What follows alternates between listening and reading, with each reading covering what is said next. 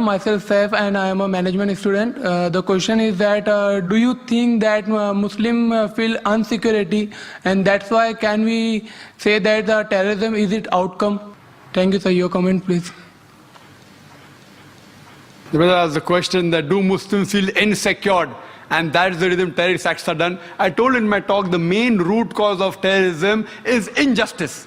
It's not insecurity. Insecurity may be part of it, but the main cause is injustice. Injustice and something wrong done to a group of people.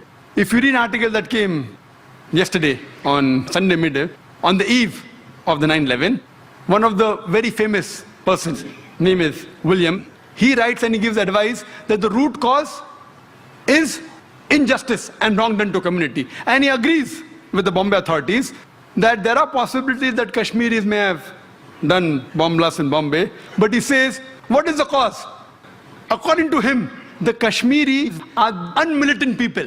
They are peace-loving people, so what has forced them to fight? And he gives this view, it is because of democracy which is forged. He says that, not me, it's not my comments. Person who is an expert.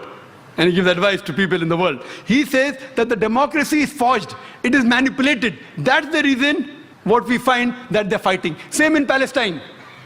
They're fighting because the rights are taken away. So the main cause of terrorism is injustice done to a group or any wrong done. So to get their rights back, this gives rise to a fight, to a retaliation, which is called terrorism by people opposing it. Those who agree with it, they call good. For example, Bhagat Singh. He fought for the freedom of the country. By the Britishers, he was called terrorist. We call him freedom fighter. So depending upon what is the background, therefore, before you give a label of terrorist, therefore I said terrorism has got different meanings, has got different definitions. It changes because of geographical definition, it changes because of history. So the same person who's called a terrorist by British government, we Indians called him a freedom fighter. So like that, we have to find out the main cause is injustice done to a group of people. Welcome back friends. I hope you enjoy the video till the last minute. Actually, my dear brother and sister, there is a great thinking, and we can say that a great thinking by the Western countries. What actually happened is that they know that when the Islam was begun, each and everyone who does not accept Islam, these countries, those countries like Roman Empire and Italy Empire and also like Shah Iran and Kasra, these people, they are very unhappy with the Islam because they think that if Islam has been come and if Islam has been spread to all over the world, so what will be our government, what will be our religion? It all will be fell into the river. That's why from day one till today they are making excuses, they are making challenges, and they are also making dramas against the Islam. Sometimes they taken some words from the Holy Quran and then they show to the world that how Holy Quran say about this. Like for example, Holy Quran says that faqtulu, like it was an agreement signed between the Muslim and non-Muslims in the era of Prophet Muhammad sallallahu alaihi wasallam for 3 or 4 years. Now if in these 3 or 4 years, if these non-Muslim, if they want to attack on Muslims or if they break the agreement, then Almighty Allah call the Muslims that faqtulu, then you should kill them.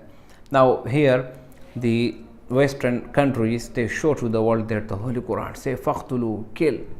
Then they doesn't show to the world that what is right behind it and what is right after it. So that's why they just show you one scene of the Holy Quran and then they delete the first scene, the previous scene, the next scene. That's why people were get demised and people brain were locked in this thing that yes, the Holy Quran says about the killing the people.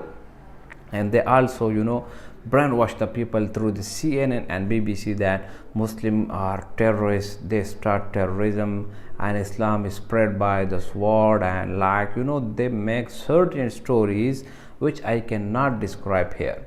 So that's why my dear brother and sister, from day one till today, these Western countries, they make something, they make such things time to time, day to day, night to night, year to year. They make new things, just to ban Islam. But what the Almighty Allah says in the Holy Quran, inna dina indallahi Islam. My dear brother and sister, you should research it through the internet, through the YouTube, through the books. You will become to know that the only acceptable religion on the surface of earth is Islam. Now here, if someone, for example, in Islam, if you live, then you will be freely. If you are a Hindu, if you are Christian, if you are Jew, there are many churches in our country, especially in my village as well, in Peshawar, there are many churches. Now nobody can say something to them. Why? Because Islam is very beautiful religion. What the media shows, it was completely a brainwashing things, and I have told you that they show you the things which are not be real, which are not be realistic. Now this brother asked the question that Islam feel insecure. No, Islam doesn't feel insecure. The Almighty Allah clearly mentioned in the Holy Quran that Al-ana khaffafa Allahu ankum wa alima anna fikum da'fa fa ayyakum minkum mi'atun sabiratu yaghlibu mi'atayn. That if 20 Muslims, if they are battling with the non-Muslims, so these 20 will be heavier on the 200. So it means that 1 of 10 it will be equivalent. So that's why, my dear brother and sister, Muslim doesn't feel insecure.